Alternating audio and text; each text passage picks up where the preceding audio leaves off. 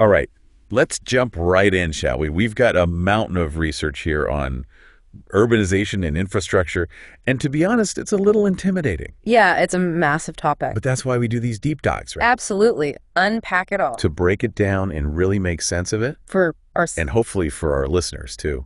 So where do we even begin? Well, I think what jumps out from all this material is just the sheer scale of urban growth happening globally. Right. Like it's not just about the numbers, but about like the way our planet is changing. Transforming, yeah. Yeah. I mean, this one stat just floored me. Right. Over half the world's population now lives in cities. It's incredible. And we're not just talking about any cities, right? Yeah. We're talking about megacities. These massive urban sprawls. Yeah, with populations over 10 million. At least. Tokyo, obviously, is like the king. Oh, yeah. 37 million people, can you imagine? It's almost unfathomable. But then you've got cities like Lagos, Kinshasa, Delhi. Exploding in size. Exactly, and that's a crucial point, right? This urban growth, it's not evenly spread. Not at all. Asia and Africa, they're really leading this urban surge. Facing unique challenges because of it. So what's the driving force behind this, like, mass migration to cities, especially in those regions? Well, the research points to several factors, but a big one is economic opportunity. Right. Cities equal jobs. And often higher wages. But it goes beyond just money. Oh, sure. There's the appeal of education, healthcare, the cultural experiences that cities offer. The energy, the buzz. Yeah, exactly. And on the flip side, you've got rural poverty pushing people out. Limited opportunities, yeah. It's like a giant magnet. Pulling people in. But as these cities swell with new residents, The pressure mounts. they got to provide housing, transportation, water, energy. Everything. It's mind-boggling, the logistics. It really is. Which leads us to, I think, the core of all this. What? Infrastructure. The backbone. Yeah, the often unseen but totally essential foundation of a city. Without it, urban life can become, Well, chaotic. at best, Yeah. and totally unsustainable. Okay, so let's get specific. The research highlights transportation as a major pain point. I mean, picture the traffic in LA. It's legendary. Oh, yeah. Over 100 hours a year wasted in traffic. Think about that. More than 4 whole days stuck. And that's just one city. Yeah. So what are the economic costs of that? Huge. And environmental, too, not to mention the frustration. Oh, absolutely. Clearly, relying solely on cars, it's just not viable. Not in dense urban environments, no. So what's being done? I see mentions of mass transit systems, cycling infrastructure. Those are key strategies. Like yeah. Copenhagen, Amsterdam, they're leading the way with those bike-friendly designs. Dedicated lanes, traffic calming measures, bike sharing programs. It's amazing. And then you have subways, light rail, buses. For moving large numbers of people effectively. But that requires investment planning. Massive investment, careful planning, absolutely. And it's not just about building new stuff, is it? It's about managing what we already have, but better. Making it smarter. Yeah, like with smart traffic management, congestion pricing. Ride sharing programs, all that. All trying to optimize traffic flow, reduce congestion. Exactly. Okay, so we tackled gridlock, but what about housing? With these booming populations, affordable housing is, well, it's a crisis, isn't it? It really is. And the research here, it paints a pretty grim picture. Yeah, it's tough to read about. Over 1 billion people globally living in slums. Or informal settlements. Lacking basic services, things we take for granted. Clean water, sanitation. It's hard to grasp the scale of it. It really highlights those deep inequalities. Within cities Yeah. and between them. And it underscores the urgent need for, well, a more sustainable approach to housing. Right, we can't just keep sprawling outwards. We have to find ways to build denser, more inclusive, and affordable housing. And that's where some of those innovations you mentioned come in, right? Exactly. Micro-housing. Co-living spaces. Even 3D printed homes. It's amazing.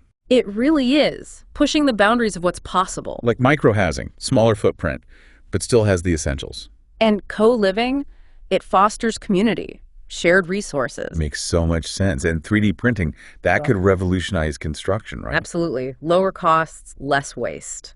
It's exciting to see those possibilities. But it's not just about the physical buildings themselves, is it? No, it's about the policies, the regulations. That shape how cities grow. Zoning regulations, building codes, incentives that promote affordable and sustainable options. All of that needs to be considered. So we've covered transportation, housing, 2 massive pieces of the puzzle. But what about those other essential services? Water, energy. They often get overlooked, but they're crucial. Absolutely. Water scarcity, that's a growing concern. Especially in cities facing drought or those experiencing rapid growth. Like Cape Town, South Africa. Remember that? Oh, yeah, they came so close to day zero. When the taps would literally run dry. It was a wake-up call. For cities all over the world. We have to be smarter about water management. Both in terms of conservation. And sourcing. So what's being done? Desalination plants? Are those part of the solution? They can be, but they're energy intensive, expensive. Right. There's got to be a better way. Rainwater harvesting is gaining traction. I've heard of that. Wastewater recycling, too. Interesting. And just better leak detection, reducing waste, stretching those existing supplies further. Okay, so we need to conserve water. But what about energy? With populations growing, the demand for electricity must be skyrocketing. It is. It's a huge challenge, especially as we try to move away from fossil fuels. Yeah, that adds another layer of complexity. Cities are turning to renewables. Solar, wind. Right, but integrating those into existing grids, it's not a simple task. And then there's energy efficiency itself, right? A crucial part of the equation. Making buildings more efficient, reducing car reliance. Promoting sustainable lifestyles, all of it helps reduce consumption. It all ties into that bigger picture, right? Sustainable cities. Yeah, creating urban environments that are good for the economy, good for people, and good for the planet. Striking that balance. You mentioned earlier that this is really at the heart of the issue, and I agree.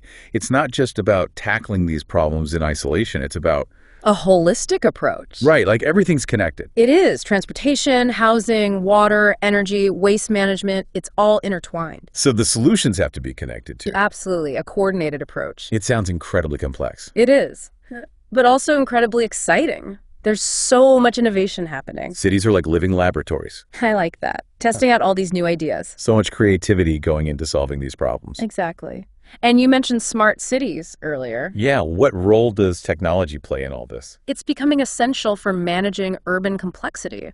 Think about smart sensors, data analytics. Artificial intelligence, I've heard of some amazing applications. Optimizing traffic flow, monitoring energy use, tracking waste. Predicting problems before they happen. It's like cities are evolving. Like living organisms, constantly adapting. That's a great way to put it.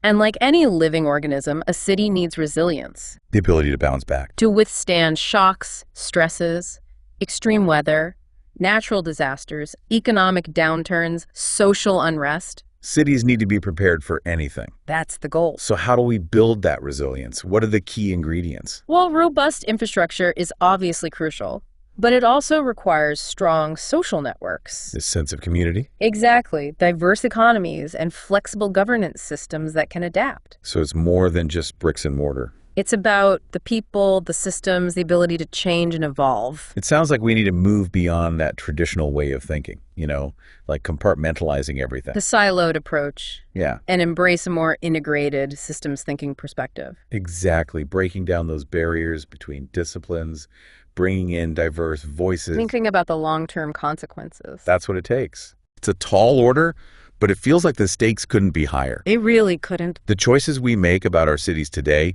they will have ripple effects for generations. Absolutely. And that's where our listeners come in. Right? They're a part of this. We all are. We can't just leave it to the experts. Creating sustainable, resilient cities, it requires everyone's efforts. Citizens, businesses. Community organizations, governments, all levels. So where does all this leave us? I mean, we've talked about the challenges of urbanization, the importance of infrastructure, the need for sustainability, resilience.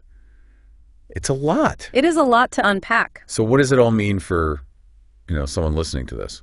Well, it's easy to feel overwhelmed by all this, right? Okay. But I think understanding it, getting that knowledge, it's actually empowering. I like it. It's the first step to actually doing something. Taking action. Yeah. And even though we've covered a ton, I feel like we've only just scratched the surface here. Right.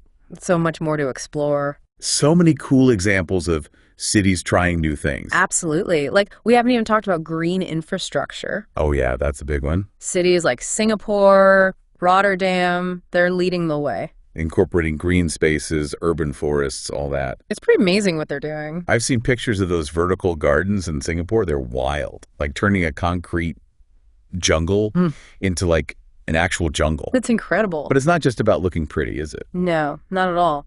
Those green spaces, they have a ton of benefits. Like what? Reducing those urban heat islands, Yeah, cities get so hot. improving air quality, promoting biodiversity. Making them just nicer places to live. Exactly. It's all about making cities more human-centered Right, putting people's needs first? while also respecting the environment, finding that balance. Absolutely. And that brings us back to you, dear listener. As you go about your day, think about what we've talked about. Look around your own city. Yeah. What works well?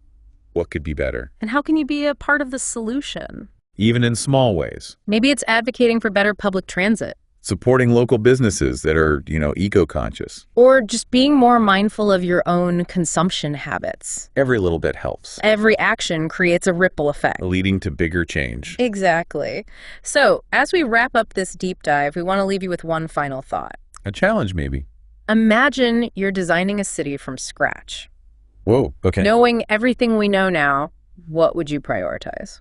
What would be your top priorities? What would your ideal sustainable city look like? What kind of infrastructure? How would it balance economic growth with, protecting the environment, being fair to everyone? These are the questions we need to keep asking. Questions that will shape our city's futures. And we hope this deep dive has given you the knowledge, the inspiration, The tools to join the conversation. to help create thriving, sustainable cities for generations to come. That's what it's all about. Thanks for joining us on this deep dive, everyone. Keep exploring, keep questioning, and keep pushing for a better urban future.